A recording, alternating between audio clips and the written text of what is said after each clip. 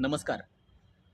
पुण्यातील सर्व बंधू भगिनींना एक विनंती आहे की आजपर्यंत आपल्या एरियामध्ये जर कोणी साधं नळ कनेक्शन घेण्यासाठी जर पैशाची मागणी केली असेल किंवा बांधकाम करताना अडवणूक करून जर पैशाची मागणी केली असेल किंवा त्या लोकांच्या आशीर्वादाने किंवा त्या लोकांचे स्वतःचे जर बेकायदेशीर धंदे असतील, जसे की बेकायदेशीर दारू विक्री, त्याचबरोबर गांजा विक्री, त्याचबरोबर कुठलेही अंमली पदार्थ किंवा जसे की जुगार वगैरे मटका असे जर काही धंदे त्या लोकांचे असतील आणि ते लोक किंवा त्यांचे नातेवाईक जर नगरसेवक पदासाठी उभे राहिले असतील, तर चुकूनही अशा लोकांना निवडून देऊ नका.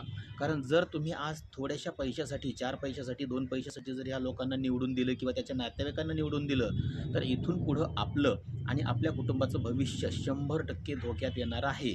म्हणून काळजीपूर्वक योग्य उमेदवार निवडा आणि योग्य उमेदवारालाच निवडून द्या. धन्यवाद. हीच एक नम्र विनंती आहे तुम्हाला.